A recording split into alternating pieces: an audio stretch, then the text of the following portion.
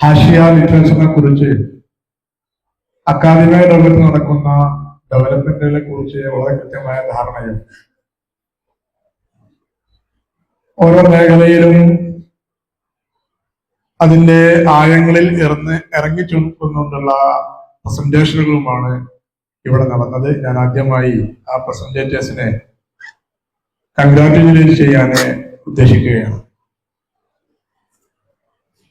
നമ്മളൊക്കെ മനസ്സിലാക്കിയതുപോലെ ഹാഷിയകള്, താലീക്കാത്തുകള് ഇസ്ലാമിക തസ്നീഫാത്തിന്റെ മേഖലകളിൽ വന്ന വൈവിധ്യങ്ങളെ സൂചിപ്പിക്കുന്ന മേഖലകളാണ്. നേരത്തെ Ahmad Alshamsi the Hashiya in Islamic law a sketch of the Shafi literature എന്ന് പറഞ്ഞിട്ട് 2013 കുറച്ചുകൂടി മുമ്പുള്ള ഒരു വർക്കാണ്. അദ്ദേഹം അന്നാണ് ഹാഷിയകളെ കുറിച്ചുള്ള പുനരാലോചനകൾ വന്നുകൊണ്ടിരിക്കുന്നത്. അതിന് തൊട്ടു മുമ്പ് വരെ 70കളിലെ 80കളിലെ അല്ലെങ്കിൽ 20ാം നൂറ്റാണ്ടിന്റെ തുടക്കത്തിലൊക്കെ ഹാഷിയകൾ എന്ന് പറഞ്ഞാൽ അല്ലെങ്കിൽ താരീഖാത്തുകൾ എന്ന് പറഞ്ഞാൽ മാർജനാലിയ, സൂപ്പർ കമന്ററീസ് തുടങ്ങിയ നമ്മുടെ കമന്ററി ലിറ്ററേച്ചറിനെ കുറിച്ച് പൊതുവെ വിലയിരുത്തപ്പെടുന്നത് അതൊരു സ്റ്റെഗ്നേഷന്റെ അലാമത്തായിട്ടാണ്. അഥവാ ഇജ്തിഹാദ് നിലച്ചത് കൊണ്ട് സ്വതന്ത്രമായി ഒറിജിനലായി പുതിയ കാര്യങ്ങൾ പറയാൻ പരിമിതിയുള്ളത് കൊണ്ട് പണ്ഡിതന്മാര് മുൻഗാമികളായ വലിയ ആളുകളെ കുറിച്ച് അല്ലെങ്കിൽ അവരുടെ ആ വാക്കുകളെ കുറിച്ച് അതിനെ വിശദീകരിക്കുക മാത്രമാണ് ഈ ഹാഷിയകള്, കമന്ററികളൊക്കെ ചെയ്തത്.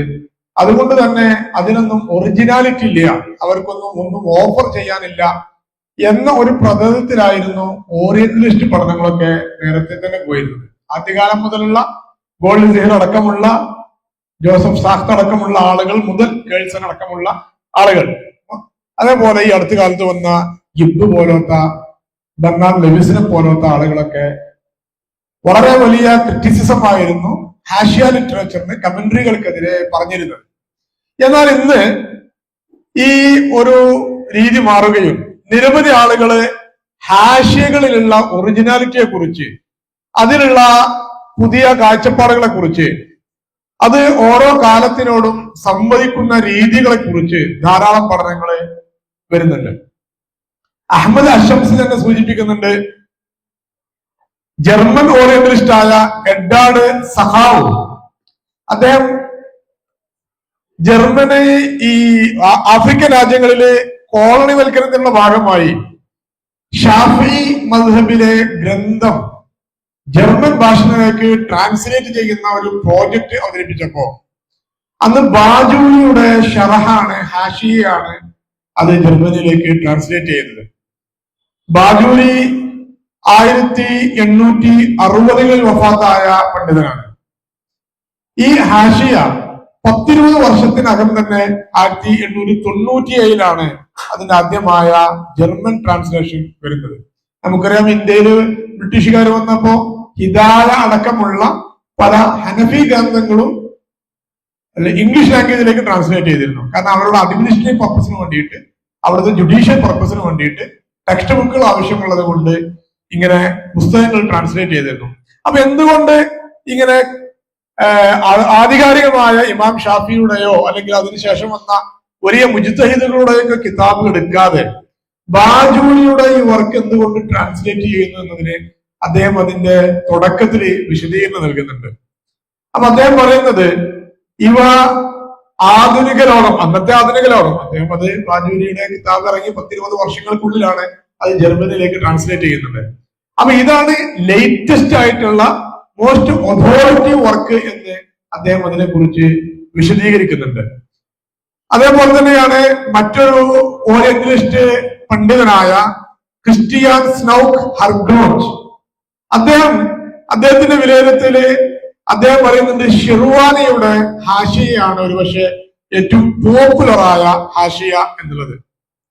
അപ്പൊ എന്തുകൊണ്ട് ഇങ്ങനെ ഹാഷികൾക്ക് ഈ കാലഘട്ടത്തിൽ, മധ്യകാലഘട്ടത്തില് അല്ലെങ്കിൽ പ്രീ മോഡേൺ കാലഘട്ടത്തില് ഇത്രമാത്രം സ്വാധീനം ഉണ്ടായി എന്നതിനെ കുറിച്ച് അവര് ചർച്ച ചെയ്യുന്നുണ്ട്. ഇതില് പ്രധാനമായും 2 വിഷയങ്ങളാണ് അവർ സൂചിപ്പിക്കുന്നത്. ഒന്ന്, അതോറിറ്റിയുമായി ബന്ധപ്പെട്ട പ്രശ്നം. കാരണം നമുക്കറിയാം ഹദീസ് ലിറ്ററേച്ചറിലൊക്കെ നമ്മൾ സാധാരണ പറയാറുണ്ട് വിജാദത്ത് എന്നാണ് നമ്മൾ സാധാരണ പറയാറുണ്ട്. കിതാബുകള് നമുക്ക് ഒരു സോഴ്സിൽ നിന്നല്ലാതെ സനദിലൂടെ ഇജാദത്തിലൂടെ അല്ലാതെ ഒരു ടെക്സ്റ്റ് കിട്ടിയാൽ അതിനെ കുറിച്ച് വിജാദത്ത് എന്നാണ് സാധാരണ പറയാറ്. കിട്ടല് നമുക്ക് എവിടുന്നേലും സംഗതി കിട്ടുക എന്നുള്ളത്. അപ്പോ പ്രിന്റിംഗ് പ്രസ് ഒക്കെ വന്നതിന് ശേഷമുള്ള പലപ്പോഴും നമ്മുടെ കിതാബുകളുടെ അതോറിറ്റി എന്ന് പറഞ്ഞാൽ അത് വിജാദത്താണ്.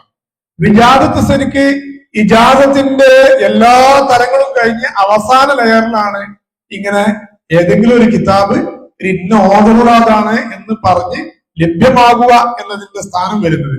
അപ്പൊ പണ്ടത്തെ കാലത്ത് എന്ന് പറഞ്ഞാൽ ഒരു കിതാബ് എന്ന് പറഞ്ഞാൽ അത് ട്രാൻസ്മിഷൻ ആയിരുന്നു, ഇജാദത്തിലൂടെ കൈമാറ്റം ചെയ്യപ്പെട്ടു പോവുകയായിരുന്നു. എന്നാൽ പിന്നീട് അത് നിലക്കുകയും പിന്നീട് പ്രിന്റിംഗ് പ്രസ് കൂടി വരികയും ചെയ്തതോടെ മാനുസ്ക്രിപ്റ്റിലേക്ക് അല്ലെങ്കിൽ ഷ്യൂഹുമാർ ഡയറക്റ്റ് ആയിട്ട് ഒരു കിതാബിലേക്ക് ആക്സസ് ഇല്ലാത്ത ഒരു കാര്യം വന്നു. നമ്മളൊക്കെ ഒരു പ്രിന്റിംഗ് പ്രസ് നിന്ന് പബ്ലിഷേഴ്സിന്റെ നിന്ന് കിതാബ് വാങ്ങുന്നു, അത് വായിക്കുന്നു, അല്ലെങ്കിൽ ഇവിടെ ലൈബ്രറിയിൽ നിന്ന് കിട്ടുന്നത് ഒക്കെ നേരിട്ട് വായിക്കുന്നു. ഇതിന്റെ ഒതന്റിസിറ്റിയെ കുറിച്ച് നമുക്ക് ഡയറക്റ്റ് ആയിട്ട് ഒരു കണക്ഷനും ഇല്ല. ഏതെങ്കിലും ഒരു പ്രിന്റിംഗ് പ്രസ്സുകാര് അല്ലെങ്കിൽ ഇപ്പൊ നമ്മൾ PDF ആണ് നോക്കുന്നത്, ഓൺലൈനിലാണ് നോക്കുന്നത്, അല്ലെങ്കിൽ മക്തബ ഷാമിലെ കാലം കഴിഞ്ഞിട്ട് AI-ലൊക്കെയാണ് നമ്മൾ നോക്കുന്നത്.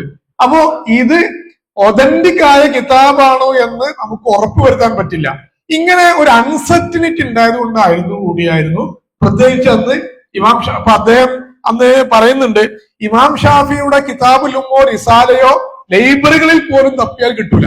കാരണം ആളുകൾ അത് വായിക്കുന്നില്ല, അല്ലെങ്കിൽ അതിന്റെ കിതാബുകൾ പബ്ലിഷ് ചെയ്യുന്നില്ല, മാനുസ്ക്രിപ്റ്റുകൾ വളരെ കുറവാണ്.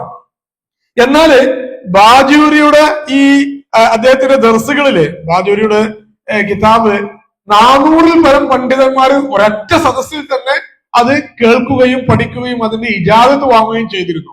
അപ്പൊ ഇങ്ങനെയുള്ള ഹവാഷികള് അതിന്റെ ഓതേഴ്സ് അവിടെ ലഭ്യമാകുകയും അവരിൽ നിന്ന് നേരിട്ട് ഈ കിതാബ് ലഭിക്കുകയും ചെയ്യുമ്പോൾ ആ കിതാബിന്റെ അതോറിറ്റി അതേപോലെ ഒതന്റിസിറ്റി നിലനിർത്താൻ സാധിക്കുന്നു എന്നതായിരുന്നു പ്രധാനപ്പെട്ട ഒരു വിഷയം. അപ്പൊ നേരത്തെയുള്ള പണ്ഡിതന്മാരുടെ കിതാബുകൾക്ക് ഒരു ജനറേഷൻ ഗ്യാപ്പ് വന്നപ്പോ ഈ ഹവാഷികൾക്ക് വളരെയേറെ പ്രാധാന്യം കൈവന്നു എന്നതാണ് യാഥാർത്ഥ്യം. മാത്രമല്ല ഇത് ഫിഖിലൊക്കെ സാധാരണ ഇമാം നവവി, ഇമാം റാഫി റഹിമഹുള്ള ഇവരുടെ തെഹരീറുൽ മദ്ഹബ് വന്നതിന് ശേഷം പറയപ്പെടാറുണ്ട് മദ്ഹബ് ഫൗണ്ടേഴ്സിന്റെ വർക്കുകൾ വരെ ഇവരുടെ ശേഷം അല്ലെങ്കിൽ പിൽക്കാലത്തുള്ള ഈ ശുറൂഹുകളുടെ കാലശേഷം അത് അപ്രസക്തമായി എന്ന്. മാത്രമല്ല ഇമാം നവവി റഹിമഹുള്ള, റാഫി റഹിമഹുള്ളയുടെ തെഹരീറുൽ മദ്ഹബിന് ശേഷം അത് അതിന്റെ പാസ്റ്റിലും അതിന്റെ ഫ്യൂച്ചറിലും ഷാഫി മദ്ഹബിന്റെ ഫ്ലോയിൽ അത് ഇടപെട്ടു എന്ന് പറയുന്നുണ്ട്. പാസ്റ്റ് എന്ന് പറഞ്ഞാല് പിൽക്കാലത്തുള്ള പണ്ഡിതന്മാര് ഡയറക്റ്റ് ആയിട്ട് ഇമാം ഷാഫിയുടെ ഗ്രന്ഥങ്ങൾ വായിച്ച് അതിനെ സൈറ്റ് ചെയ്യുന്നതിന് പകരം പിന്നീട് അത് റാഫി ഇമാമും നവവി ഇമാമും ഉദാഹരണത്തിന് അങ്ങനെയുള്ള സെക്കൻഡറി സോഴ്സില് നേരത്തെയുള്ള പണ്ഡിതന്മാർ എങ്ങനെയാണ് പരാമർശിക്കപ്പെട്ടത്, അല്ലെങ്കിൽ അങ്ങനെ സെക്കൻഡറി സൈറ്റേഷൻ മാത്രമായിരുന്നു പിന്നീട് വന്ന ഒരു ജനറേഷന് ആദ്യകാല പണ്ഡിതന്മാരിലേക്ക് സൈറ്റ് ചെയ്ത് പോയത് എന്നതാണ്. അത്രമാത്രം ഹവാഷികള്, ഷുറൂഹുകള് ഇസ്ലാമിക വിജ്ഞാന ശാഖകളിൽ സ്വാധീനം ചെലുത്തി എന്നതാണ് ഇത് മനസ്സിലാക്കുന്നത്. അതേപോലെ നിങ്ങൾക്ക് ഒരുപക്ഷെ പരിചയപ്പെട്ട വർക്കായിരിക്കും മാത്തൂബി ഇൻഗാസിന്റെ Zakariyya al Ansari and the study of Muslim commentaries from the later Islamic middle period. Zakariyya al Ansari നിങ്ങൾക്കറിയാം ഷാഫി മദ്ഹബിൽ ഏത് കിതാബ് നോക്കുകയാണെങ്കിലും സക്കറിയൽ അൻസാരിയുടെ കാലഘട്ടം വരുമ്പോ അദ്ദേഹം അതിലൊരു ആക്ടിവിറ്റി ചെയ്തിട്ടുണ്ടായിരിക്കും. അത് ഉസൂലാവട്ടെ അല്ലെങ്കിൽ ഫിഖ് ആവട്ടെ, ഏത് കിതാബാണെങ്കിലും സക്കറിയൽ അൻസാരിയുടെ കാലഘട്ടം അദ്ദേഹം ആണെങ്കിൽ 100 വർഷത്തിൽ പരം ജീവിക്കുകയും ഷാഫി മദ്ഹബിലെ ഒട്ടെല്ലാ ഗ്രന്ഥങ്ങളിലും എന്തെങ്കിലുമായിട്ട് ഒരു താലീഖോ ഷറഹോ ഹാഷിയോ ഏതെങ്കിലും ഒക്കെ ആയിട്ട് ജമ്മുൽ ജവാമി എടുത്തു നോക്കുകയാണെങ്കിൽ നിങ്ങൾക്കറിയാം അദ്ദേഹം ജമ്മിന് ഷറഹ എഴുതുന്നുണ്ട്. ജമ്മിന്റെ മഹല്ലിയുടെ ഷറഹിന് അദ്ദേഹം ഹാഷിയ രചിക്കുന്നുണ്ട്. പിന്നെ ജമ്മിന് ലുബ്ബുൽ ഉസൂൽ എന്ന് പറഞ്ഞിട്ട് ഇഖ്തിസാറാക്കുന്നുണ്ട്. ആ ലുബ്ബുൽ ഉസൂലിനെ അദ്ദേഹം തന്നെ ഷറഹും ചെയ്യുന്നുണ്ട്. അപ്പൊ ജമ്മുൽ ജവാമിക്ക് മാത്രം സക്കറിയൽ അൻസാരി 4 വർക്കുകൾ ജമ്മുൽ ജവാമിക്ക് മാത്രം അദ്ദേഹം രചിക്കുന്നുണ്ട്. അപ്പൊ സക്കറിയൽ അൻസാരി വെച്ചിട്ട് എങ്ങനെയാണ് മുസ്ലിം പണ്ഡിതന്മാര് കമന്ററി ലിറ്ററേച്ചറിലൂടെ ഈ പണ്ഡിത ചർച്ചകളെ പുനരുജ്ജീവിപ്പിച്ചത് എന്നും അതിനെ പുതിയ ജനറേഷനിലേക്ക് കൊണ്ടുപോയത് എന്നും അദ്ദേഹം ചർച്ച ചെയ്യുന്നുണ്ട്. അതേപോലെ തന്നെ വളരെ പ്രധാനപ്പെട്ട ഈ അടുത്ത് വന്ന ഒരു വർക്കാണ് ആറൂൺ സ്പവാക്കിന്റെ എക്കിൻ ഇൻസ്റ്റിറ്റ്യൂട്ട് അടക്കമുള്ള സ്ഥാപനങ്ങളുമായി ബന്ധപ്പെട്ട് വർക്ക് ചെയ്യുന്ന ആളാണ് ആറൂൺ സ്പവാക്ക്. അദ്ദേഹത്തിന്റെ the archetypal Sunni scholar law theology and mysticism in the synthesis of al Bajuri. നിങ്ങൾ ഒരു പക്ഷെ അത് കണ്ടിരിക്കോ എനിക്കറിയില്ല. പി ജിയിലൊക്കെ കഴിഞ്ഞ വർഷം മുതൽ നമ്മള് അതൊരു കമ്പൽസറി റീഡിംഗ് വർക്കായിട്ട് വെച്ചിട്ടുണ്ട്. ഇമാം ബാജൂരി നമ്മൾ നേരത്തെ പറഞ്ഞ പോലെ ഷെയ്ഖുൽ അസ്ഹറാണ്. ആ കാലത്ത് വന്ന റിഫോം മറ്റു കാര്യങ്ങളെയൊക്കെ തടഞ്ഞു നിർത്തി ട്രഡീഷനിന്റെ ഒരു പ്രിസർവറായിട്ട് നിന്ന വലിയ പണ്ഡിതനാണ് ഇമാം ബാജൂരി. അപ്പോ ബാജൂരിയുടെ വർക്കുകൾ വെച്ചിട്ട്, കാരണം ഈ സമയമായപ്പോ തന്നെ ആർക്കിടെക്ചർ സുന്നി സ്കോളർ എന്ന രീതിയിലുള്ള കേരളത്തിലൊക്കെ ഉള്ളതുപോലെ തന്നെ ഒരു പരമ്പരാഗതമായ സുന്നി പണ്ഡിതൻ എന്ന് പറഞ്ഞാല് അവര് ഒരേ സമയം തന്നെ ലോ ഇസ്ലാമിക ഫിഖിനെ കൈകാര്യം ചെയ്യുന്നു, തിയോളജി കൈകാര്യം ചെയ്യുന്നു, അതേപോലെ സൂഫിസവും. ഈ നമ്മൾ ലോയിൽ നമ്മൾ പറയാറുണ്ട്, നമ്മൾ അഹദുൽ മദാഹിബിൽ അർബ, നാലൊരു മദ്ഹബ് സ്വീകരിക്കുകയും തിയോളജിയിൽ രണ്ടാളൊരു അശ്അരി മാതുരിദി സനഡ് സ്വീകരിക്കുകയും പിന്നെ സൂഫിസം, ഇതൊക്കെ പാടെ ഒന്നിച്ചിട്ട് ഇപ്പോ നിങ്ങൾ ജമ്മുൽ ജവാമിന്റെ ഒരു സ്ട്രക്ചർ നോക്കിയാൽ തന്നെ നിങ്ങൾക്കത് കാണാൻ സാധിക്കും. ജമ്മിൽ ഉസൂൽ ഫിഖാണ് പ്രധാനപ്പെട്ട പ്രമേയം.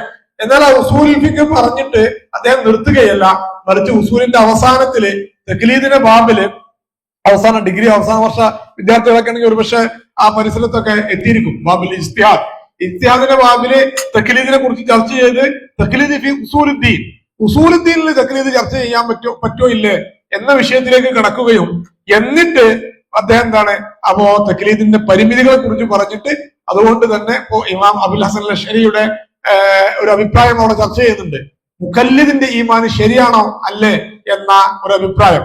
അപ്പൊ അത് പറഞ്ഞിട്ട് മുമ്പ് അതിന് ഒരു എക്സ്പ്ലനേഷൻ കൊടുക്കുന്നത് എയ്തിഖാദും ജാസിം ഉണ്ടെങ്കിൽ മുഖല്ലിദിന്റെ ഈമാനും ശരിയാണ്, എയ്തിഖാദും ജാസിം ഇല്ലാത്തതാണ് അദ്ദേഹം വിശ്വസിക്കുന്നത് എങ്കിൽ ആ ഈമാൻ ശരിയല്ല എന്ന് പറഞ്ഞിട്ട് അടുത്തൊരു ഹെഡിങ് ഇടാണ്. അതുകൊണ്ട് തന്നെ താഴെ പറയുന്ന കാര്യങ്ങളൊക്കെ നിങ്ങൾ ഉറച്ചു വിശ്വസിച്ചോളി എന്നും പറഞ്ഞിട്ട് നേരെ തിയോളജിയിലേക്ക് കടക്കുകയും ഒരു ചെറിയ ട്രേറ്റീസ് ഓൺ ദ തിയോളജി, ചെറിയ റിസാല, ഇൽമുൽ അഖീദയിലുള്ള ഒരു റിസാല അദ്ദേഹം നൽകുകയും ചെയ്തു. അത് കഴിഞ്ഞ് ഖാത്തിമയിലേക്ക് എത്തുമ്പോൾ തസവൂഫും കൊണ്ടുവന്നു. ഇങ്ങനെ മധ്യകാലഘട്ടത്തിലുള്ള പണ്ഡിതന്മാരൊക്കെ ഈ 3 ഡിസിപ്ലിനുകളെ തിയോളജി, ലോ ആൻഡ് തസവൂഫ്, ഈ 3 മേഖലകളെയും ഒരുമിച്ച് കൂടിയായിരുന്നു അവരുടെയൊക്കെ വർക്കുകൾ വന്നിരുന്നത്. താലീഖാത്തിന്റെ രീതികൾ പറയുമ്പോ സത്യത്തിൽ താലീഖാത്ത് എന്നുള്ളത് പിൽക്കാലത്ത് വന്ന ഒരു മേഖലയല്ല. ഇസ്ലാമിന്റെ രചനാകാലത്ത് തന്നെ താലീഖാത്ത് തുടക്കം മുതലേ ഉണ്ട്. ആദ്യകാല പണ്ഡിതന്മാരുടെ ചരിത്രങ്ങൾ എടുത്തു നോക്കുകയാണെങ്കിൽ ധാരാളം പണ്ഡിതന്മാർക്ക് താലീഖാത്ത് വന്നതായിട്ട് നമുക്ക് കാണാൻ സാധിക്കും. ബഹുമാനപ്പെട്ട അൽ ഇസ്ഫറാനിയുടെ അബു ഹാമിദ് അൽ ഇസ്ഫറാനിയുടെ അത്താലീഖ എന്ന ഫുറൂഉൽ ഫിഖിലുള്ള കിതാബ് 50 വാല്യങ്ങൾ ഉണ്ടായിരുന്നു എന്നാണ് തബഖാത്ത് ഷാഫിയത്തുൽ കുബ്രയിൽ മഹാനായ താലിബ് സുബിക് റഹിമഹുല്ലാഹ് പറയുന്നത്. 406 അദ്ദേഹം വഫാത്താകുന്നത്. അപ്പോഴേക്കും അദ്ദേഹം എഴുതിയ താലീഖ, അത് അന്ന് താലീഖ എന്ന് പറഞ്ഞാൽ പണ്ഡിതന്മാരൊക്കെ രചനയിലേക്ക് താലീഖിലൂടെയാണ് പോവുക, എല്ലാ പണ്ഡിതന്മാരും. കാരണം അവര് ടീച്ചിങ്, അതേപോലെ ലേണിങ്, അതോടൊപ്പം കിതാബ്, തസ്നീഫ്, ഈ 3 ആക്ടിവിറ്റീസും ഒന്നായിരുന്നു പണ്ഡിതന്മാർക്ക് പോയിരുന്നത്. നമുക്കറിയാം മഹാനായ ഇമാമുൽ ഹറമൈനുൽ ജുവൈനി റഹിമഹുല്ലാഹ്, അദ്ദേഹത്തിന്റെ നാട്ടിലൊക്കെ ഉണ്ടായ ഇമാം കുശേരി അടക്കമുള്ള ആളുകളൊക്കെ റിഹല നടത്തിയതുപോലെ ഇമാമുൽ ഹറമൈനുൽ ജുവൈനിയും നാട്ടിലുള്ള പ്രശ്നങ്ങളൊക്കെ ആയപ്പോ അവിടുന്ന് റിഹല പോയിട്ട് പിന്നെ ഹറമൈനിൽ അദ്ദേഹം താമസിക്കുന്നുണ്ട്. ഈ ഹറമൈനിൽ 10 വർഷത്തോളം അദ്ദേഹം നിന്നിട്ട് അപ്പൊ അദ്ദേഹം തദ്രീസ് നടത്താണ്, പഠിപ്പിക്കുന്നു. അതോടൊപ്പം മക്കയിലേക്ക് വരുന്ന മുഴുവൻ ആളുകളിൽ നിന്നും അവരുടെ നാടുകളിലുള്ള സ്കോളാസ്റ്റിക് ഡിബേറ്റുകളെ കുറിച്ച്, അവിടെയുള്ള ചർച്ചകളെ കുറിച്ച് അദ്ദേഹം പഠിക്കുകയും അവ രേഖപ്പെടുത്തുകയും ചെയ്യുന്നു. ഈ ദർസും ഇങ്ങനെ പല രാജ്യങ്ങളിൽ നിന്ന് വരുന്ന അറിവുകളും ക്രോഡീകരിച്ചിട്ടാണ് പിന്നീട് അദ്ദേഹം നിഹായത്തുൽ മത്ലബ് ഫി ദിറായത്തുൽ മദ്ഹബ് എന്ന ഷാഫി മദ്ഹബിന്റെ വിഖ്യാതമായ ഗ്രന്ഥം അദ്ദേഹം രചിക്കുന്നത്. അപ്പൊ അതിലൂടെ നിഹായത്തുൽ മത്ലബ്, നിങ്ങൾക്ക് ലോകത്തിന്റെ ഏത് ഭാഗത്ത് പോയാലും കിട്ടാവുന്ന ചർച്ചകളൊക്കെ ഇരു ഹറമുകളിൽ നിന്ന് അദ്ദേഹം കളക്ട് ചെയ്യും. ഡാറ്റാ കളക്ഷൻ എന്നൊക്കെ ഇപ്പൊ പറയാറുണ്ട്. ഈ പ്രോസസ്സിലൂടെ തന്നെയായിരുന്നു നമ്മുടെ പരമ്പരാഗത പണ്ഡിതന്മാരും ഇങ്ങനെ ഈ മേഖലയിലേക്കൊക്കെ പോയത്. അങ്ങനെ നിഹായത്തുൽ മത്ലബ്, ഇതേപോലെയുള്ള ഓരോ ഗ്രന്ഥങ്ങളും വലിയ വലിയ താരീഖുകൾ അവരെ പഠനം. ഇപ്പോ ജമ്മുൽ ജവാമിയിലേക്ക് വരികയാണെങ്കിൽ എന്റെ ഒരു ആർട്ടിക്കിൾ ഉണ്ട്, നിങ്ങൾക്ക് വേണമെങ്കിൽ വിശദവിവരങ്ങൾ അതിൽ ദ റിസപ്ഷൻ ഓഫ് അസുബ്കീസ് ജംഉൽ ജവാമി എന്ന് പറഞ്ഞിട്ട് ഇന്തോനേഷ്യയിലെ ഒരു ജേണലില് കഴിഞ്ഞ വർഷം ഞാൻ പബ്ലിഷ് ചെയ്ത ഒരു വർക്ക് ഉണ്ട്. അപ്പൊ ആ വർക്കിനാണ് ജംഉൽ ജവാമിന്റെ ടെക്സ്റ്റൽ ഫാമിലി എന്ന് പറയും. അഹമ്മദ് കൂരിയാളൊക്കെ അദ്ദേഹത്തിന്റെ പല വർക്കിലും റിപ്പീറ്റ് ചെയ്ത് ഉപയോഗിക്കുന്ന ഒരു പദാവലിയാണ് ടെക്സ്റ്റൽ ഫാമിലീസ്. ഇസ്ലാമിക ചരിത്രത്തില് ഓരോ ടെക്സ്റ്റുകളും അതൊരു ഫാമിലിയായി രൂപപ്പെടുകയാണ്. മഹമ്മൂദ് ഫത്തുൽ മീനിനെ കുറിച്ച് ഖുറ ഫാമിലി, ഖുറത്തുൽ ഐന് അല്ലെ, ഖുറത്തുൽ ഐനിന് കേരളത്തിൽ നിന്നും ആഗോള തലത്തിൽ നിന്നും ഈജിപ്തിൽ നിന്നും മക്കയിൽ നിന്നും ഇന്തോനേഷ്യയിൽ നിന്നും ഒക്കെ ഖുറത്തുൽ ഐനിന് എന്താവുന്നു വിവിധ തരത്തിലുള്ള ഷറഹുകള് വരുന്നു. ഈ ഷറഹുകൾക്കിടയിലൊക്കെ മഹമ്മൂദിനെ പോലത്തെ ആളുകള് അത് ജിയോഗ്രഫിക്കലായിട്ടൊക്കെയാണ് അല്ലെങ്കിൽ പൊളിറ്റിക്കലൊക്കെ ആയിട്ടാണ് അതിനെ കണക്ട് ചെയ്യാറുള്ളത്. എന്തൊക്കെ ആയാലും ശരി, ഇവരുടെ പണ്ഡിതന്മാരുടെ കോണ്ടക്സ്റ്റ്, അവരുടെ നാട്ടിലുള്ള ചർച്ചകള്, അവരുടെ ഓറിയന്റേഷന്റെ രീതികള്, ഇതിനൊക്കെ അനുസൃതമായിട്ട് ഇവരൊക്കെ മുസന്നിഫിനോട് ഓദറിനോട് ഡിബേറ്റ് ചെയ്യുകയും അല്ലെങ്കിൽ ഹാഷികൾ തമ്മിലുള്ള ഡിബേറ്റുകൾ നടക്കുകയും ചെയ്യുന്നത് നമുക്ക് കാണാം.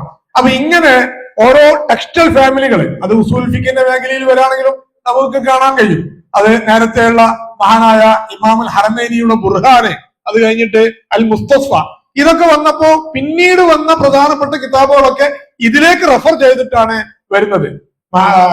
മഹാനായ റാസി ഇമാമ് തന്നെ മഹ്സൂൽ എഴുതിയപ്പോ അതിന് ചില പേജുകൾ തന്നെ മുസ്തഫയിൽ നിന്ന് വന്നിട്ടുണ്ട് എന്ന് പിൽക്കാലത്ത് ഹാസില് തെഹ്സീൽ പോയ അർമവി ഇമാമൊക്കെ പറയുന്നുണ്ട്. അതിന് കാരണമായിട്ട് പറയുന്നത് ഇവര് ഏർലിയർ ടെക്സ്റ്റുകളൊക്കെ മനപ്പാടമാക്കിയിരുന്നു. 4-5 കിതാബുകളൊക്കെ മനപ്പാടാക്കിയിട്ടുണ്ടായിരുന്നു.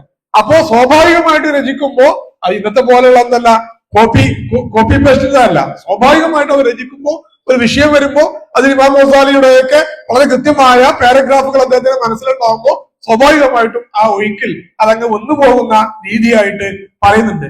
പിന്നെ മഹ്സൂല് അൽ ആമിദിയുടെ ഇഹ്കാമ്, ഇതിനൊക്കെ 40-50ഓളം ഷറഹുകള് അല്ലെങ്കിൽ മുഖ്തസറാത്തുകള്, ഒരു വർക്ക്, ആ വർക്ക് വന്നാൽ അതിനെ ചുറ്റിപ്പറ്റിയിട്ടുള്ള ധാരാളം വർക്കുകൾ വരുന്നു.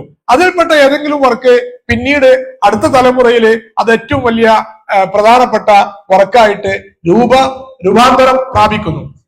അങ്ങനെ വന്നതാണ് ഖാദി ബൈലാവിയുടെ മിൻഹാജ്. മിൻഹാജ് വന്നപ്പോ മിൻഹാജ് ശരിക്ക് നേരത്തെയുള്ള മഹ്സൂലിന്റെ ഹാസിലിന്റെ തുടർച്ചയായിട്ട് വന്ന ഒരു കിതാബായിരുന്നു. പക്ഷെ മിൻഹാജ് വന്നപ്പോ മിൻഹാജ് സ്വീകരിക്കപ്പെടുകയും മിൻഹാജിനെ ചുറ്റിപ്പറ്റിയിട്ട് 60-ലധികം രീതിയിലുള്ള കമന്ററി ലിറ്ററേച്ചറുകൾ രൂപപ്പെടുകയും ചെയ്തു. ഇതേപോലെ തന്നെയാണ് ഇബ്നു ഹാജിമിന്റെ മുഖ്തസറിനെ കുറിച്ച് അദ്ദേഹത്തിന് ഫുറൂഇലും മുഖ്തസറുണ്ട്, ഉസൂലിലും മുഖ്തസറുണ്ട്. ഇബ്നു ഹാജിനെ കുറിച്ച് സാധാരണ പറയാറുള്ളത് അദ്ദേഹം ആദ്യം ഒരു കിതാബ് രചിക്കുകയും പിന്നീട് ആളുകളൊക്കെ ഇനിയും ചുരുക്കണം എന്ന് പറഞ്ഞപ്പോ അദ്ദേഹം വീണ്ടും ചുരുക്കുകയും, അങ്ങനെ ചുരുക്കിയപ്പോ പിന്നീട് വായിക്കുമ്പോൾ അദ്ദേഹത്തിന് പോലും അത് മനസ്സിലാക്കാത്ത അത്ര പ്രയാസകരമായി ആ മുഖ്തസറ് രൂപാന്തരപ്പെടുകയും ചെയ്തു എന്ന് ആളുകൾ പറയാറുണ്ട്. ഇങ്ങനെ മുഖ്തസറുകള് വളരെ കണിശവും അല്ലെങ്കിൽ ആളുകൾക്ക് അത്രയും എക്സ്പേർട്ട് ആയ ആളുകൾക്ക് മാത്രം മനസ്സിലാവുകയും ചെയ്യുന്ന രീതിയിൽ വരുമ്പോഴാണ് പിന്നെ അതിന് ഷറഹുകൾ വരുന്നത്. ഇങ്ങനെയാണ് താജുദ്ദീൻ സുബിക്ക് റഹിമഹുള്ള മിൻഹാജിന്, അതേപോലെ മുഖ്തസറിനൊക്കെ റഫ്ഉൽ ഹാജിബും അൽ ഇബ്ഹാജ് ഫി ഷറഹിൽ മിൻഹാജ് എന്നൊക്കെ ഷറഹുകൾ എഴുതുന്നത്. ഈ ഷറഹുകൾ പിന്നീട് അവർ പഠിപ്പിച്ചു കൊടുക്കുകയും ആ പഠിപ്പിച്ചു കൊടുക്കുന്ന സമയത്ത് നോട്ട് എഴുതുകയും ആ താരീഖുകൾ പിന്നീട് സ്വതന്ത്രമായ കിതാബുകളായിട്ട് രൂപപ്പെടുകയും ചെയ്യാം. അങ്ങനെയാണ് ജംഉൽ ജവാമിഉം ശരിക്ക് അദ്ദേഹം മൻഉൽ മവാനിന്റെ തുടക്കത്തിൽ പറയുന്നുണ്ട്, 2-3 വർഷത്തെ കഠിനാധ്വാനം, നിരന്തരമായി പേജുകളിൽ എഴുതി ചേർക്കലുകള്, വെട്ടിത്തിരുത്തലുകള്, ഇങ്ങനെയൊക്കെ കൂട്ടിച്ചേർക്കലുകളും വെട്ടിത്തിരുത്തലുകൾക്കും ഒടുവിലാണ് മൻഉൽ മവാനി, നേരത്തെ ഇവിടെ പറഞ്ഞതുപോലെ മുത്തൂനുകളൊക്കെ കുറഞ്ഞ പേജ് മാത്രമേ ഉള്ളൂ. മൻഉൽ മവാനി ആകെ 41 പേജാണ് മൻഉൽ മവാനി ഉള്ളത്. നേരത്തെ പറഞ്ഞ ഖാദി ബൈലാവിയുടെ മിൻഹാജും അതിനേക്കാൾ കുറഞ്ഞ പേജ് ഒരു മത്തിനുകൾ വരുന്നുള്ളൂ. ഉസൂൽ ഫിഖിന്റെ എല്ലാ ചർച്ചകളും നമ്മുടെ ഹാഷിയത്തുൽ അത്താർ പറയുന്നുണ്ട്, അദ്ദേഹത്തിന്റെ കാലഘട്ടത്തിൽ പോലും ആളുകളെ ഒരു വിഷയം അത് ഉസൂലിയായ ടോപ്പിക്കാണോ അല്ലേ എന്ന് നോക്കണമെങ്കിൽ അത് ജംഉൽ ജവാമിയിൽ ആ വിഷയം പരാമർശിക്കപ്പെട്ടിട്ടുണ്ടോ ഇല്ലേ എന്നാണ് അവര് റെഫറൻസ് ചെയ്യാറുള്ളത് എന്ന് പറയുന്നുണ്ട്. അപ്പൊ ഈ ഒരു 40 പേജിലൊക്കെ ഈ ഇത്രയും വിഷയങ്ങൾ ഒതുക്കുമ്പോ അടുത്ത തലമുറയിലേക്ക് എത്തുമ്പോ അതെന്താവില്ല, അത് ആളുകൾക്ക് മനസ്സിലാവാതെ അല്ലെങ്കിൽ അതിനോട് എൻഗേജ് ചെയ്യാൻ സാധിക്കാതെ വരുന്നൊരു സാഹചര്യം വരും. അപ്പൊ അതിന് വീണ്ടും ഷറഹുകള് മറ്റു കാര്യങ്ങളൊക്കെ രൂപപ്പെടും. ഇപ്പൊ താജുദ്ദീൻ സുബിക്കയുടെ ജംഉൽ ജവാമി എടുത്ത് നോക്കുകയാണെങ്കിൽ ആ 760-ലാണ് അദ്ദേഹം ജമുൽ ജവാമിയെ രചിക്കുന്നത്, പബ്ലിഷ് ചെയ്യുന്നത് 760.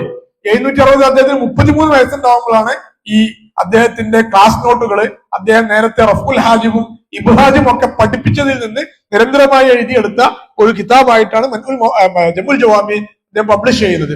താജുദ്ദീൻ സുബ്കി ഇതേ രീതിയിൽ തബക്കാത്ത് ഷാഫിയ 10 വാളിലെ വലിയ കിതാബാണ്.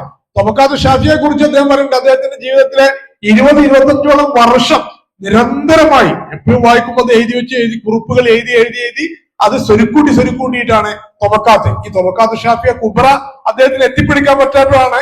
അദ്ദേഹം അതിനിടയ്ക്ക് സൂറയും ഉസ്തയും ഒക്കെ പബ്ലിഷ് ചെയ്യുകയും പിന്നീടും അതിലേക്ക് കുറെ കൂട്ടിച്ചേർക്കലുകളൊക്കെ നടത്തിയിട്ട്, കാരണം നിങ്ങൾക്ക് അത് വായിക്കുമ്പോ തൊബക്കാത്ത് ഷാഫിയത്തുൽ കുബ്ര വായിക്കുമ്പോൾ നിങ്ങൾക്ക് ഈ താലീഖാത്തിന്റെ പ്രസക്തി മനസ്സിലാവും.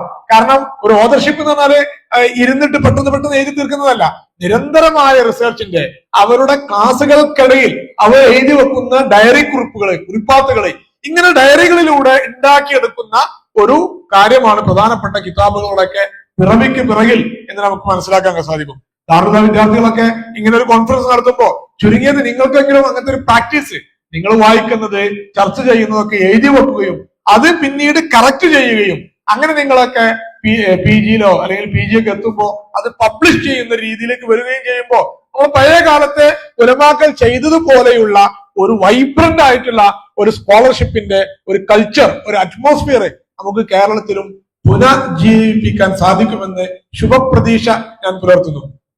ഇപ്പൊ 760 താജുദ്ദീൻ സുബ്കി ജമുൽ ജവാമി എഴുതിയിട്ട് അദ്ദേഹം പിന്നെ അത് ടീച്ച് ചെയ്യുമ്പോൾ ഇതേപോലെ ചോദ്യങ്ങൾ വരും, ധാരാളം ചോദ്യങ്ങൾ വരും. അങ്ങനെ ചോദ്യങ്ങളിൽ വന്ന നോട്ടുകൾക്ക് അപ്പോൾ എഴുതിയ മറുപടികളാണ് പിന്നീട് അദ്ദേഹം ഒരു 5-6 വർഷങ്ങൾക്ക് ശേഷം മൻഉൽ മവാനി പബ്ലിഷ് ചെയ്യുന്നത്. മൻഉൽ മവാനി നിങ്ങൾ നോക്കിയ ആളുകൾക്ക് മനസ്സിലാക്കാൻ സാധിക്കും, വ്യത്യസ്തമായ ഭാഗങ്ങളിൽ നിന്ന് ജംഇലുള്ള ടീച്ചിങ് നോട്ടുകളാണ്. കുട്ടികൾ ചോദിച്ച ചോദ്യങ്ങൾ അല്ലെങ്കിൽ ഇതിന്റെ വായനക്കാർ എഴുതി ചോദിച്ച ചോദ്യങ്ങൾ, ഇങ്ങനെ ടീച്ചിങ് നോട്ടുകൾ, ആളുകൾക്കുള്ള റെസ്പോൺസുകൾ, അത് അതേപടി പബ്ലിഷ് ചെയ്ത ഓട്ടോ കമന്ററിയാണ് മൻഉൽ മവാനി. 1762 2 വർഷമായപ്പോത്തിന് അൽ അസദി എന്ന് പറയുന്ന താജുദ്ദീൻ സുബ്കിയിൽ നിന്ന് തന്നെ ജമുൽ ജവാമി പഠിച്ച ആള് അദ്ദേഹം എന്താകുന്നുണ്ട്, അൽ ബുറൂഖുൽ ലവാമി എന്നൊരു പേരില് ഒരു ക്രിറ്റിസിസം ജമുൽ ജവാമിനെ നേരത്തെ പറഞ്ഞു. ഓദേശ് കിതാബ് എഴുതുമ്പോ ക്രിറ്റിസൈസ് ചെയ്യേണ്ടവർക്ക്, ഇന്റർപ്രറ്റേറ്റ് ചെയ്യേണ്ടവർക്കൊക്കെ ഉള്ള സ്ഥലം വിട്ടിട്ട് അത്രയും എന്തായിരുന്നു നമ്മള് സ്വാഗതം ചെയ്യലായിരുന്നു. അക്കാഡമിക് ഡിബേറ്റുകളെ, എൻഗേജ്മെന്റുകളെ സ്വാഗതം ചെയ്യുന്ന സമീപനമായിരുന്നു നമ്മുടെ ഇസ്ലാമിക സ്കോളർഷിപ്പിന്റെ പ്രത്യേകത. ഇന്നത്തെ പോലെ എന്തെങ്കിലും ഒരു എഴുത്തറാത് വരുമ്പോഴേക്കിനെ അവരെ മാറ്റി നിർത്തുകയും അല്ലെങ്കിൽ പുറത്താക്കുകയും അല്ലെങ്കിൽ അവരോട് ശോഭിക്കുകയോ ഒക്കെ ചെയ്യുന്ന ഒരു കൾച്ചറിൽ ഒരിക്കലും ഇസ്ലാമിക സ്കോളർഷിപ്പ് ഡെവലപ്പ് ആവൂല. ഇസ്ലാമിക് സ്കോളർഷിപ്പ് വേണമെങ്കിൽ ക്രിട്ടിക്കൽ തിങ്കിങ് വേണം, പരസ്പരം അതബോടുകൂടെ എഴുത്തറാത് ചെയ്യാനും അതിനെ റദ്ദ് ചെയ്യാനുമുള്ള ഒരു മനസ്സ് വേണം. അപ്പൊ അൽ ബുറൂഖുൽ ലവാമി താജുദ്ദീൻ സുബ്കിക്ക് വന്നപ്പോ അദ്ദേഹം മൻഉൽ മവാനിയില് ഒരു സെഷൻ ഇദ്ദേഹത്തിന് മറുപടി കൊടുക്കാൻ നീക്കി വെക്കാണ്. അപ്പൊ അദ്ദേഹത്തിന് ആവോളം പുകയത്തുണ്ട്, എന്നിൽ നിന്ന് ജമുൽ ജവാമി പഠിച്ചിട്ട് ഇതിന് ഇത്ര കണിശമായ ചോദ്യങ്ങൾ ഉയർത്തിയതിന് അദ്ദേഹത്തോട് ഞാൻ നന്ദി പറയുന്നു എന്നൊക്കെ പറഞ്ഞ് തന്റെ ശിഷ്യന്മാരെ, എന്നിൽ നിന്ന് ജമ്മു പഠിച്ച ആളുകളെ പുകഴ്ത്തിയിട്ടാണ് താജുദ്ദീൻ സുബ്കി ഇദ്ദേഹത്തിന് മറുപടി കൊടുക്കുന്നത്. ഇങ്ങനെയായിരുന്നു നമ്മുടെ ഒരു അക്കാദമിക് കൾച്ചർ. മാത്രമല്ല ഇപ്പോ ഇങ്ങനെ വരുന്ന ഈ ഒരു പോക്കിൽ നമുക്കറിയാം ജമ്മിന് 150ഓളം ഷറഹുകളുണ്ട്. 150ഓളം ഷറഹുകള്, അത് പല രീതിയിലുള്ളുണ്ട്. ഷറഹുകളുണ്ട്, ഹവാഷികളുണ്ട്, താലീഖാത്തുണ്ട്. നേരത്തെ പറഞ്ഞതുപോലെ ഇബ്നു ഹജർ അൽ അസ്കലാനി റഹിമഹുല്ലാ, ഇബ്നു ഹജർ അൽ അസ്കലാനിക്ക് ജമുൽ ജവാമിന് ഒരു താലീഖാത്തുണ്ട്. ഇതേപോലെ ജലാലുദ്ദീൻ സുയൂത്തി റഹിമഹുല്ലാ അടക്കമുള്ള ആളുകൾ അതിനെ നെളുമാക്കിയിട്ടുണ്ട്. ആ നൗമിന് പിന്നീട് അവർ ഷറഹ് ചെയ്യുന്നുണ്ട്. ഇങ്ങനെ ഒരു ഗ്രന്ഥം കിട്ടിയാൽ ആ ഗ്രന്ഥം പഠിക്കുകയും നമ്മള് 9-ാം നൂറ്റാണ്ടിന്റെയും 10-ാം നൂറ്റാണ്ടിലെയൊക്കെ ബയോഗ്രഫിക്കൽ ലിറ്ററേച്ചർ എടുത്തു നോക്കുകയാണെങ്കിൽ അന്നുള്ള എല്ലാ പണ്ഡിതന്മാരും ഇങ്ങനെയുള്ള കിതാബ് പഠിക്കുന്നു, അത് പഠിപ്പിക്കുമ്പോൾ അതിന് താരീഖ് എഴുതുന്നു. ഇപ്പോ 760 ജമ്മ് എഴുതിയാല് 860കളിലാണ് മഹാനായ മഹല്ലി ഇമാമ് വഫാത്താകുന്നത്. ഒരു നൂറ്റാണ്ട് കഴിയുമ്പോഴത്തിന്.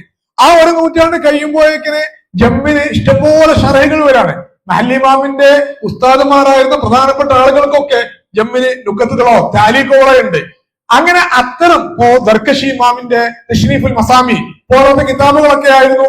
മഹല്ലി ഇമാമ് ബദർ തോറി എഴുതുന്നത് ഇതേ രീതിയിലാണ്. അദ്ദേഹം ജമ്മ് വിത്ത് ഷറഹുകള് ഏളിയർ കമന്ററി വെച്ചിട്ട് ജമ്മിനെ പഠിപ്പിക്കുമായിരുന്നു. ഈ പഠിപ്പിക്കുന്ന ദർസുകൾ 10-20 വർഷത്തോളം അദ്ദേഹം പഠിപ്പിക്കുമ്പോഴാണ് പിന്നെന്താവുന്നത് അതൊരു സ്വതന്ത്രമായ ഒരു ഷറഹായിട്ട് അദ്ദേഹം രചിക്കുന്നത്. ഇങ്ങനെ മദ്റുത്തോലെ അദ്ദേഹം രചിക്കുമ്പോൾ പിന്നീട് അദ്ദേഹം അത് പഠിപ്പിക്കാൻ തുടങ്ങുന്നുണ്ട്. പിന്നീട് അദ്ദേഹത്തിന്റെ അതേ കാലഘട്ടത്തിലുള്ള അഹ്മദുൽ ഖുറാനി, മഹല്ലിമാമിന്റെ അതേ കാലഘട്ടത്തിലുള്ള ഒരു ആളാണ് അഹ്മദുൽ ഖുറാനി. അദ്ദേഹം ജമ്മിന് മറ്റൊരു ഷറഹ് രചിക്കുന്നു. അതില് മഹല്ലിമാമിന്റെ മുആസിറാണ്. അദ്ദേഹം എന്താന്നു മഹല്ലിമാമ് ചെയ്ത കുറെ തഹ്കീഖാത്തുകൾക്ക് ഇത്റാള് ഉന്നയിക്കുന്നു. അതിനെ വിരുദ്ധമായി അദ്ദേഹം അതിൽ തെറ്റുകൾ സൂചിപ്പിക്കുന്നു, അല്ലെങ്കിൽ മുസന്നിഫിനോട് ഷാരിഹിനോട് അവർ ഡിബേറ്റ് ചെയ്യുന്നു, അതിൽ തെറ്റാണെന്ന് പറഞ്ഞിട്ട്. അങ്ങനെ അഹ്മദുൽ ഖുറാനി ഈ രീതിയിൽ ഷറഹ് എഴുതിയപ്പോഴാണ് പിന്നെ മഹല്ലി ഇമാമിന്റെ ശിഷ്യൻ എന്താവുന്നത് അഹ്മദുൽ ഖുറാനിക്ക് മറുപടി പറഞ്ഞിട്ട് മറ്റൊരു ഷറഹ് രചിക്കുന്നത്.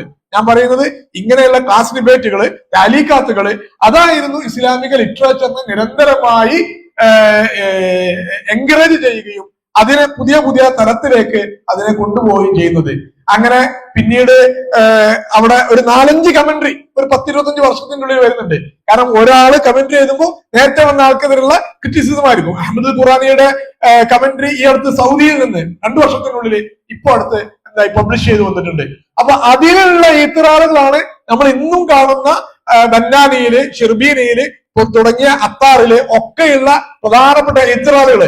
ഇതൊക്കെ അഹ്മദ് ഖുറാനി തുടങ്ങി വെച്ച ഇത്റാറുകളാണ്. പിന്നീട് ഇബ്നു ഖാസിമിൽ ഉബാദ് വന്നപ്പോ അദ്ദേഹത്തിന്റെ രചന ലക്ഷ്യമായിട്ട് തന്നെ അദ്ദേഹം പറഞ്ഞത് ഇമാമിനും മുസന്നിഫിനും ഷാരിഹിനും മഹല്ലി ഇമാമിനും എതിരെ വന്ന എഴുത്തുറാളുകൾക്ക് ജവാബ് പറയലാണ് അൽ ആയാത്തുൽ ബയ്യിനാത്ത് എന്ന് പറഞ്ഞിട്ട് അദ്ദേഹം എഴുതുന്ന കമന്ററിയുടെ ലക്ഷ്യം തന്നെ നേരത്തെ വന്ന എഴുത്തുറാളുകൾക്ക് ജവാബ് പറയലാണ് എന്നതായിരുന്നു. അതുകൊണ്ടാണ് ബന്നാനിയുടെ കിടക്കൊക്കെ ഇബ്നു ഖാസിമിനെ കോട്ട് ചെയ്യുമ്പോ അല്ലെ, ഇബ്നു ഖാസിമിനെ കോട്ട് ചെയ്താല് അത് ശരിയായിട്ടില്ല, മൂപ്പര് പറഞ്ഞ ഉത്തരം ശരിയായിട്ടില്ല, ജവാബിഹി നദറുൻ എന്നൊക്കെ പറഞ്ഞിട്ട് പറഞ്ഞു പോകും. വേറെ ഉത്തരം ഒന്നും പറഞ്ഞിട്ടില്ലെങ്കിലും ഈ നേരത്തെ പറഞ്ഞ ഉത്തരം ശരിയല്ല എന്ന് പറഞ്ഞു പോകുന്നത് നമുക്ക് കാണാൻ കഴിയും. അപ്പൊ ഇങ്ങനെ ഓരോ ഇന്റലക്ച്വൽ ട്രഡീഷനായിട്ട്, ഇതൊരു ട്രഡീഷനാണ് അല്ലെ, ഓരോ കാലഘട്ടത്തിലും വരുന്ന ചർച്ചകള് അല്ലെങ്കിൽ സംവാദങ്ങള് അല്ലെങ്കിൽ വെല്ലുവിളികള്, ഇതിന് മറുപടി പറഞ്ഞ് താരീഖുകള് എന്താ ഷറഹുകൾ ഉണ്ടാവുന്നു, അതിന് സൂപ്പർ കമന്ററീസ് ഉണ്ടാവുന്നു, അതിന് താരീഖുകൾ ഉണ്ടാവുന്നു, അതിന് നുക്തകൾ വരുന്നു, അതിന് റദ്ദുകൾ വരുന്നു. ഇങ്ങനെയാണ് കമന്ററി ലിറ്ററേച്ചർ മുന്നോട്ട് പോയത്. എന്നാല് 20-ാം നൂറ്റാണ്ടിന്റെ അവസാനത്തോടെ ഹാഷിയകൾക്കെതിരെ വളരെ വലിയ ആരോപണങ്ങൾ വരികയും ഹാഷിയകളിൽ നിന്ന് ആദ്യം മുതൂനിലേക്കും, എന്നാലും 20-ാം നൂറ്റാണ്ടായപ്പോ പിന്നെ താലീഖിന് പകരം തഹ്കീഖ് എന്ന രീതിയിലാണ് പിന്നീട് വന്നത്. തഹ്കീഖുകൾ വെരിഫൈ ചെയ്യുക, എഡിറ്റ് ചെയ്യുക. ഈ തഹ്കീഖും സത്യത്തില് ഓറിയന്റലിസ്റ്റുകളാണ് ആദ്യമായിട്ട് തുടങ്ങുന്നത്. ഓരോ കിതാബുകളും ചിലപ്പോൾ കിതാബിലില്ലാത്ത സ്വാധീനം തഹ്കീഖുകൾക്ക് ഉണ്ടാവും. ഉദാഹരണത്തിന് അബു ഇസ്ഹാഖ് ഷാത്തിബിയുടെ അൽ മുവാഫഖാത്ത് 9-ാം നൂറ്റാണ്ടിൽ ഇറങ്ങിയിട്ടുണ്ട്, 800-കളിൽ ഇറങ്ങിയിട്ടുണ്ട്. പക്ഷെ അത് എത്രയോ നൂറ്റാണ്ടുകൾ കഴിഞ്ഞിട്ട് അബ്ദുള്ള ദറാസ് എന്ന ഈജിപ്തിലെ മുഹമ്മദ് അബ്ദുവിന്റെ ശിഷ്യനായ അബ്ദുള്ള ദറാസ് അദ്ദേഹം മുവാഫഖാത്ത് തഹ്കീഖ് നടത്തിയപ്പോഴാണ് ലോക ശ്രദ്ധയിൽ മുവാഫഖാത്ത് വരുന്നതും പിന്നീട് മഖാസിദിന്റെ വലിയ ചർച്ചകൾക്ക് അത് തിരകൊളുത്തുകയും ചെയ്യുന്നത്. അപ്പൊ ചിലപ്പോ അങ്ങനെയാണ് ഒറിജിനൽ ടെക്സ്റ്റിനില്ലാത്ത, ഇപ്പോ നമുക്കറിയാം ഇമാം മുസ്നിയുടെ മുഖ്തസർ, ഷാഫി മദ്ഹബിലെ ഒട്ടുമുക്കാൽ ഗ്രന്ഥങ്ങളും, ഞാൻ നേരത്തെ പറഞ്ഞ നിഹായത്തുൽ മത്ലബ് ഇമാം ജുവൈനി രചിക്കുമ്പോൾ, ഇമാം ഹറമീൻ ജുവൈനി രചിക്കുമ്പോൾ അദ്ദേഹം കാരണം അന്നത്തെ ഒരു പ്രാക്ടീസ് അതായിരുന്നു, നേരത്തെയുള്ള ഒരു അതോറിറ്റിയുടെ ടെക്സ്റ്റ് എടുത്തിട്ട് അതിനെ ബേസ് ചെയ്തിട്ടായിരുന്നു അന്നൊക്കെ ഉണ്ടായിരുന്ന ഗ്രന്ഥരചനകൾ പ്രധാനമായിട്ട് പോയിരുന്നത്. പറയുന്നുണ്ട് ഞാൻ ഇമാം മുസ്നിയുടെ മുഖ്തസർ അനുസരിച്ചായിരിക്കും ഇത് രചിക്കുക എന്നുള്ളത്.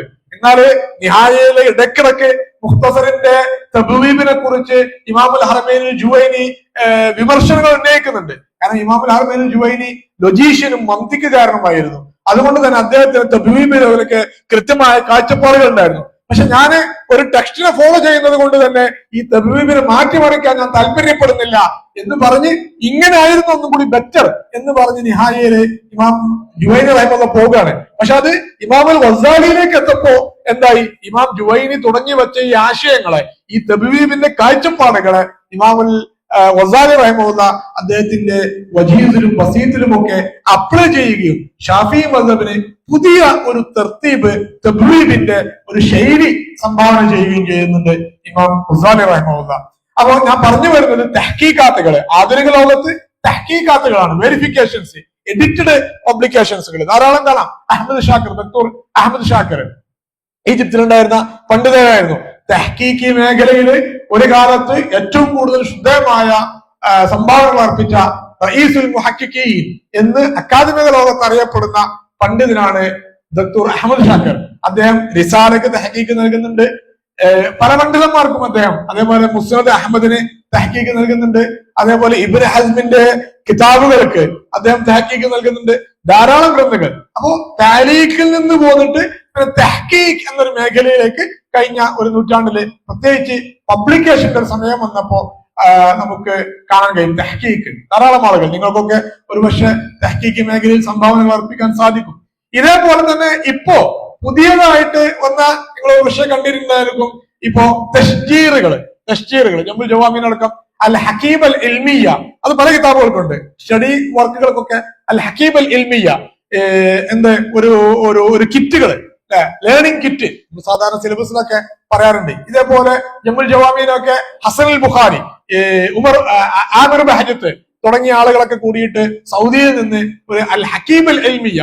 അപ്പൊ അതിലെന്താ വെച്ചാൽ പല കാര്യങ്ങള്, തഹ്കീഖ് മാത്രമല്ല, നേരത്തെ ഒരു തഹ്കീഖ് ആയിരുന്നു, തഹ്കീഖിനോടൊപ്പം തെംബീനുകൾ ആഡ് ചെയ്തു, തശ്ജീറുകൾ ആഡ് ചെയ്തു, തശ്ജീറുകൾ ആഡ് ചെയ്യുന്നു, തെംബീൻ ആഡ് ചെയ്യുന്നു, അതോടൊപ്പം ചില നെൽമുകൾ ആഡ് ചെയ്യുന്നു. ഇങ്ങനെ ഇതെല്ലാം കൂടിയിട്ട് ഒരൊറ്റ കിറ്റായിട്ട് പബ്ലിഷ് ചെയ്യുക. ഇപ്പോ പല പുതിയ കിതാബുകൾക്കും ഈ ഹക്കീബ അൽ ഹക്കീബ് അൽ ഇൽമിയ വരുന്നുണ്ട്.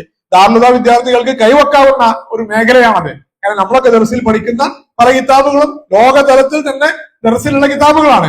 അപ്പൊ ഇവിടെ നിങ്ങൾക്ക് ഒരു ഗ്രൂപ്പ് പ്രോജക്റ്റ് ആയിട്ട് ഒരു ഹക്കീബ ഇൽമിയ നിങ്ങൾ ഉണ്ടാക്കുന്നു. അപ്പൊ അതിന് തശ്ജീറുകള്, നമുക്ക് IT-യും മറ്റേ കമ്പ്യൂട്ടറൊക്കെ ജ്ഞാനമുള്ള ധാരാളം ആളുകള് നമ്മുടെ അടുത്തുണ്ട്. അപ്പൊ ഇതിനെ പിക്ചറൈസ് ചെയ്തിട്ട് ആളുകൾക്ക് കൃത്യമായി മനസ്സിലാക്കാൻ പറ്റുന്ന രീതിയിൽ ഈ ആശയങ്ങളെ തശ്ജീർ ചെയ്യുകയും ഇതിനാവശ്യമായ ആക്ടിവിറ്റീസുകൾ, തെംബീനുകൾ ആഡ് ചെയ്യുകയും അതോടൊപ്പം പുതിയ ചർച്ചകളിലേക്കുള്ള ഇഷാറത്തുകൾ ആഡ് ചെയ്യുകയും ചെയ്തിട്ട് ഒരു ലേണിംഗ് കിറ്റായിട്ട് നമുക്ക് നമ്മുടെ പാഠ്യപദ്ധതിയിലുള്ള കിതാബുകളൊക്കെ പബ്ലിഷ് ചെയ്യാവുന്നതാണ്. നമുക്ക് അതിനോട് നിരന്തരമായി എൻഗേജ് ചെയ്യാനും, അപ്പൊ അത് ഏറ്റവും ലേറ്റസ്റ്റ് ആയിട്ട് കിതാബുകളെ എൻഗേജ് ചെയ്യുന്ന ഇതിനു മുമ്പ് നമുക്ക് കാണാൻ പറ്റാത്ത ഒരു കാര്യമാണ്. തഹ്കീഖും നേരത്തെ ഇല്ലാത്ത മാനുസ്ക്രിപ്റ്റ് പബ്ലിഷ് ചെയ്തപ്പോഴാണ് തഹ്കീഖ് വന്നത്. അതിനേക്കാൾ ഡെവലപ്ഡ് ആയിട്ടാണ് തശ്ജീർ വന്നു, ഹക്കീബ ഇൽമിയ എന്ന ഒരു മേഖല. ഇങ്ങനെ ഈ കമന്ററികളുമായി അല്ലെങ്കിൽ ടെക്സ്റ്റുമായി ബന്ധപ്പെട്ടിട്ടുള്ള ആക്ടിവിറ്റീസുകളുടെ വൈവിധ്യങ്ങൾ ഇസ്ലാമിക ലോകത്ത്, ഇസ്ലാമിക സ്കോളർഷിപ്പിൽ നമുക്ക് കാണാൻ സാധിക്കും. ഇന്ന് റിസർച്ച് മെത്തഡോളജിയുടെ ഭാഗമായിട്ട് അവർ പറയുന്ന സൈറ്റേഷന്റെ നിയമങ്ങള്, സൈറ്റേഷന് കുറെ നിയമങ്ങള്, ചിക്കാഗോ ആണെങ്കിൽ ഇങ്ങനെ, AP ആണെങ്കിൽ ഇങ്ങനെ എന്നൊക്കെ ശൈലികളുണ്ട്. ഇങ്ങനെയുള്ള പല ശൈലികളും നമ്മുടെ ഉലമാക്കളെ രൂപപ്പെടുത്തിയിരുന്നു. റുമൂസുകളെ കുറിച്ച് അൽഫവായിദുൽ മക്കിയ, അൽഫവായിദുൽ മദനിയ, കുർദിയുടെ അൽഫവായിദുൽ മദനിയ തുടങ്ങിയ കിതാബുകളൊക്കെ ഇങ്ങനെ റുമൂസുകള് എന്തൊക്കെയാണ്, ഓരോ പണ്ഡിതന്മാരുടെയും ഇസ്തിലാഹാത്തുകള്, റുമൂസുകള് എന്നൊക്കെ ചർച്ച ചെയ്യുന്നുണ്ട്. ജമ്മിന്റെ ടെർമിനോളജികളെ കുറിച്ച് എന്റെ ഒരു ആർട്ടിക്കിൾ നമ്മുടെ ദാമുദായുടെ തന്നെ ഒരു ജേണലിൽ വന്നിട്ടുണ്ട്. അപ്പൊ അതിലേക്ക് ഇത്തരമുള്ള ഇസ്തിലാഹാത്തുകളെ കുറിച്ചൊക്കെ ഇഷാറാത്തുകള് ഞാൻ നടത്തിയിട്ടുണ്ട്. അപ്പൊ ഏതായാലും ഹാഷിയനെ കുറിച്ച് തന്നെ ജേണലുകൾ ഇറങ്ങുന്ന ഒരു കാലത്താണ് നമ്മൾ ജീവിച്ചു കൊണ്ടിരിക്കുന്നത്. അതുകൊണ്ട് തന്നെ നിങ്ങൾക്ക് ഈ മേഖലയിൽ കൂടുതൽ പഠിക്കാനും അതിനെക്കുറിച്ച് പബ്ലിഷ് ചെയ്യാനും, നമ്മുടെ പണ്ഡിതന്മാർ ഒരു കാലത്ത് ഒരു കോൺട്രിബ്യൂഷൻ ചെയ്തിട്ടില്ല, അവിടെ റെപ്യൂട്ടേഷൻ മാത്രമായിരുന്നു ഉണ്ടായിരുന്നത് എന്ന ഈ ആഖ്യാനത്തെ മാറ്റി മറിച്ച് തഖ്ലീദിന്റെ അല്ലെങ്കിൽ നമ്മുടെ ഉലമാക്കളുടെ കാലഘട്ടത്തിലും വളരെ വലിയ ഇന്റലക്ച്വൽ എൻഗേജ്മെന്റ് ഇസ്ലാമിക് സ്കോളർഷിപ്പിൽ നടന്നിരുന്നു എന്ന് സ്ഥാപിക്കുകയും ചെയ്യാനുള്ള ഒരു സുവർണാവസരം കൂടിയാണ് ഇതിലൂടെ നമുക്ക് കടന്നു വരുന്നത്. അള്ളാഹു തൗഫീഖ് നൽകട്ടെ. ഇത്തരം ഒരു പരിപാടി സംഘടിപ്പിച്ചതിന് നിങ്ങളെ പ്രത്യേകിച്ച് അഭിനന്ദിച്ച് ഞാൻ എന്റെ വാക്കുകൾ ഉപസംഹരിക്കുന്നു. ഇനി എന്തെങ്കിലും ഇന്ററാക്ഷൻസോ മറ്റൊക്കെ ഉണ്ടെങ്കിൽ ബഹുമാനപ്പെട്ട ഇസ്മായിൽ ഉസ്താദ് അടക്കം ഇവിടെ ഉണ്ട്, പേപ്പർ പ്രസന്റ് ചെയ്ത ആളുകളുണ്ട്, നിങ്ങൾക്ക് ചോദിക്കാവുന്നതാണ്. വാഖിറു ദഅ്വാനാ അൽഹംദുലില്ലാഹി റബ്ബിൽ ആലമീൻ. അസ്സലാമു അലൈക്കും വറഹ്മത്തുള്ളാഹി വബറകാതുഹു.